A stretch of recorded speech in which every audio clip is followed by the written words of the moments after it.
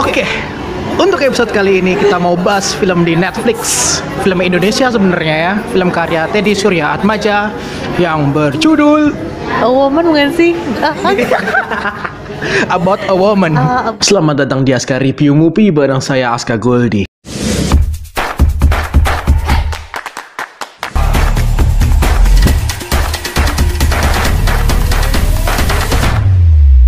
Ceritanya tentang seorang ibu single parent ya. Bahasa halusnya. Ya, bahasa halusnya ibu-ibu single parent usia 65 tahunan yang tinggal sendirian, yang awalnya harus didampingi dengan seorang ART gitu. Dan di sini kita ditampilkan sosok ibu yang cukup merasa kesepian gitu.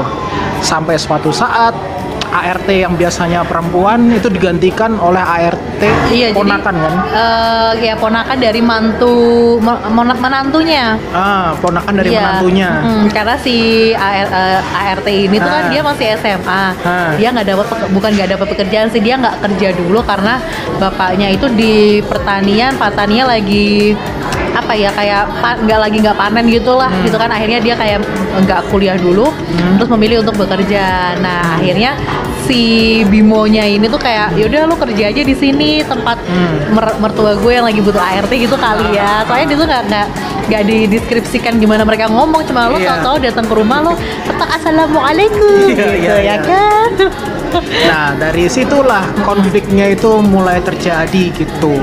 Dan lu bilang itu konflik ya, gue bilang ini konflik atau sebuah masalah besar itu bakalan muncul karena ada dua sosok, ada perempuan dan laki-laki lah ya, walaupun itu beda usia dan jauh banget cuy. Yep. Lu lulus SMA umur berapa? Waduh, kayak 18. Kayak 18-an lah ya. Si ibu ini tuh 65 tahun, which is dia tulisnya berapa tahun sendiri kan? Iya, 40-an. Itu ibaratnya nenek sama cucunya kan juga iya, itu kan. Iya, bener. Iya. Enggak tau, cucunya kayak masih SD deh. Iya, gitu lah. Oh iya ya. Yang menarik dari film ini tuh film Indonesia, tapi bisa menabrak limitasi batasan moral yang udah terjadi lumrah lah. Di Indonesia, dan film ini udah pasti nggak lolos sensor untuk di LSF sendiri, atau nggak mungkin bisa ditayangkan di bioskop Indonesia gitu. Mungkin kalaupun bisa ya disensor dong, kayak iya, kalaupun disensor itu bakalan ngerusak esensi dari ceritanya gitu. Nggak disensor juga lah, kok kaget nih. Makanya, dan ini film yang cukup berani dan syukurlah, itu kan film tahun 2014 kan. 2015. Ya, 2015. Oh iya, berarti akhir tahun kali ya. Jadi gitu lah. Sekitar 5 tahun yang lalu, tapi baru kali ini tayangin di Netflix barengan sama Lovely Man juga gitu. Oh, to be honest ya, waktu pertama kali nonton tuh aku berekspektasi bahwa nanti akan ada cerita yang cukup mengharukan gitu, karena kan di awal itu aku udah mau nangis itu karena memposisikan, karena ibuku juga single parent gitu kan. Jadi kayak wah, gue bakalan kayak nangis nih gitu lah. Mau maaf, di menit-menit terakhir kok kita dibikin kagetnya tuh bukan yang kayak gimana. Nih kalau misalnya seumuran tuh masih ya, oh ya silakan ya umurnya. Gue berasa kayak lagi nonton anak-anak zaman now tuh yang nikah sama yang lebih tua, tau gak sih? Yang viral gitu. Nah itu yang bikin gue kaget sih. Cuma kayak sebenarnya bagus sih kalau buat aku ya. Ya, secara artistik dan storytellingnya itu cukup berani untuk mengangkat isu kayak gini gitu. Iya, betul. Aku pun juga waktu aku cerita sama temanku kan dia tanya lu nonton apa? Ya tadi About Woman gitu kan. Oh iya, terus aku menceritakan lah ceritanya seperti apa. Dia kaget kalau itu film Indonesia. Mungkin karena mereka berasumsi bahwa film yang menceritakan kisah seperti itu tuh pasnya tuh kayak ya barat gitu ya. Karena kan kayak yang out of the box, dan kalau dibikin di Indonesia tuh kayak hampir nggak mungkin ya. Ya terlalu ke barat-baratan. Iya. Tapi itu sebenarnya moral kita lah yang diguncang gitu ya. Tapi kalau karena untuk moralnya sih, gue masih cari sih. Kalau dari lu sendiri gimana? Hanya itu sebenarnya hal yang tabu. Tapi kalau misalkan kita diposisikan ke titik itu, kita juga pasti akan mengalami itu gitu loh. Nggak bisa munafik gitu kan. Ya benar. Disponsorin loh. Waduh. Langsung kena sensor aja nanti. Dan awalnya kan karena nggak baca sinopsisnya kan. Iya, Jadi iya. awalnya tuh ada ART perempuan, dia tuh oh ini moneter banget nih, kayak siapa? Eli ya, Eli bukan gitu Eli kan. Sugigi loh. Iya. Jadi ceritanya pun nggak banyak musiknya, nggak ada background suaranya, naskahnya pun tipis-tipis, tapi lebih ke Main ke visual kalau aku mainan bilang. visualnya menarik, visualnya mencengangkan gitu, terus satir juga Iya. banyak banget di situ diangkat gitu. Dan Tapi tau gak sih yang aku paling suka tuh adalah pakaian dari ibunya yang kayak vintage gitu loh, yang Iya. itu bagus banget menurut aku, dan yang aku appreciate itu adalah bodinya masih bagus. ya banget sih. Jadi ya nggak heran kalau dia Teteknya masih kuat sih. Iya. Ya ibaratnya karena cukup berani Iya. itu kan. Jadi kita bisa ngelihat gimana ternyata ada adegan yang cukup eksplisit gitu, cukup fenomen, memang udah ciri khasnya si Teddy juga Iya. kan.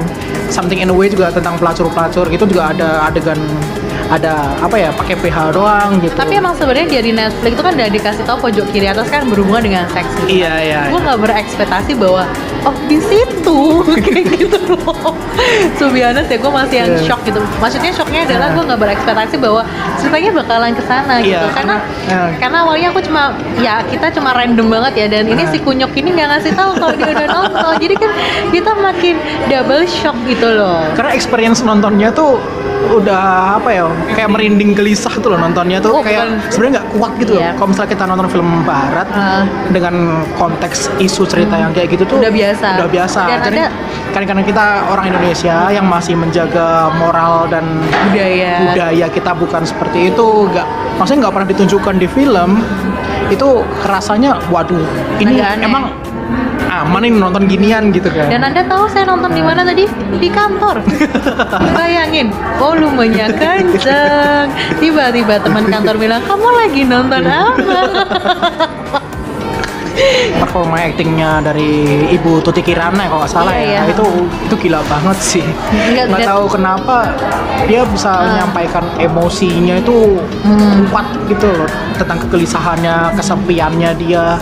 Nggak Iya. perlu banyak omong, tapi dari ekspresinya, dengan cara menunjukkan keseksiannya dia tuh juga bisa ke-deliver gitu. Dengan Gue tuh masih kebayang sutradaranya bilang gimana ya sama Abi ya untuk "Lo mau nggak?" gitu. Nggak ya, sorry ya, maksudnya gue juga masih kayak yang masih shock aja nih. Iya, Si iya. Kunyuk kagak ngasih ada warning nih gitu. nggak perlu, karena kalau dikasih warning tuh pasti langsung ngerasa oh berarti ada yang sisi ininya gitu. Mending dikasih lugas Iya. aja langsung semua ditonton Tapi gitu. tapi masih bisa lah. Nah, si cowoknya si Randy itu juga kan alumni pemeran Laskar Pelangi ya. Yes, dia nunjukin bokongnya juga kan di situ. That's why ini film yang Enggak, itu tembong atau apa sih? aduh ya itu pantat burik lah itu. Itu sisi naturalnya, kita kalau lihat ekonomi kelas bawah, menengah ke bawah itu kelihatan kayak gitu. Tadi pengen gue zoom itu tato pak. Ngapain sempet-sempetnya nge-zoom? Banyak adegan-adegan kayak masturbasi, habis itu hanya pakai PH itu ditunjukkan di sini, tapi bukan bermaksud porno aksi, tapi itu unsur penting ada di sini, termasuk ada obat perangsang juga gitu kan. Iya. Dan tadi emang bener-bener sih kayak bertanya juga ini minum obat apa, dan udah terjawab gitu. Yes, butuh kematangan secara mindset sih untuk menonton ini, jadi kita nggak ngerasa ngerasa ini bukan tontonan yang baik gitu, tapi justru ini menampilkan sisi edukasi yang menarik lah gitu. Kalau aku sih ngambilnya adalah ketika ibu udah jadi single parents gitu kan, dan apalagi anaknya udah mentas, udah berkeluarga, pasti emang ada sisi dimana dia juga akan merasakan kesepian. Makanya moral yang aku dapat adalah, jadi ketika lo udah pindah rumah ya lo tetap harus berkunjung untuk mengunjungi orang tua lo harus tahu gimana keadaan mereka. Oke, mereka mungkin punya ART, tapi ART itu kan hanya yang membantu, tapi ketika ada keluarga di sana tuh rasanya akan lebih hangat lagi gitu sih kalau yang gue dapetin. Emang ibu tuh kan tipikal orang yang pandai menyembunyikan kesedihan, kayak dibilang mama nggak kesepian, enggak kok aku nggak kesepian, tapi kan ternyata di balik itu di balik itu ada, ternyata dia kesepian, tapi kesepiannya itu adalah mengenai percintaan itu tadi sih ya kalau gue lihat gitu. Atau adegan satir juga kayak anaknya pakai jilbab tapi ngerokok gitu kan. Kamu pakai itu lumayan menarik sih dialog sama si anaknya Jody itu loh. Yang dia bilang kamu ngerokok tapi pakai hijab. Jadi kan kayak jadi kamu hanya menutupi gitu. menutupi bukan kekotoran sih, kayak menutupi keburukan kamu lewat jilbab itu gitu. Itu yang dibawa menarik selain dari unsur eksplisit sama si ART cowoknya gitu. Tapi bener loh, tuh biasa tadi waktu pertama kali nonton gue udah mau nangis kayak aduh nih gue kalau misalnya gue nikah besok emak gue sama siapa gitu kan. Ternyata ya semoga tidak terjadi pada ibuku. Kan memang durasi filmnya nggak begitu panjang, 1 jam 10 menit. Iya cuman segitu, begitu dia nangis lah udah kelar gitu. Ya itu memang penyelesaian yang apa ya, mending lebih baik gitu sih daripada dilanjutkan hubungan terlarang itu. Iya, karena gue nggak mungkin dong melihat mereka menikah gitu kan. Terus wow, bapaknya masih muda gitu. Ya emang diposisikan dua orang yang butuh kasih sayang dan antar lawan jenis ya akhirnya terjadilah seperti itu gitu. Jadi cara mereka berbagi apa sih namanya kasih sayangnya ya seperti itu tadi gitu ya. Yang satu udah lama ditinggal suami, yang satu kehilangan sosok ibu dari 4 tahun yang lalu ya kalau nggak salah ya. Oke, thank you Vina. Terima kasih. Lu baru kenalin gue sekarang ya. Tadi kayak gak ada perkenalan gitu. Nggak perlu perkenalan, nggak butuh perkenalan. Nanti nama gue ada di sini ya. Males ngeditnya. Oke, thank you. Dadah. Terima kasih semua yang udah nonton. Jangan lupa like, comment, share, dan subscribe. Jangan lupa follow Instagram dan Twitter. Sampai jumpa di episode selanjutnya. Saya Afna Goldi. Pamit.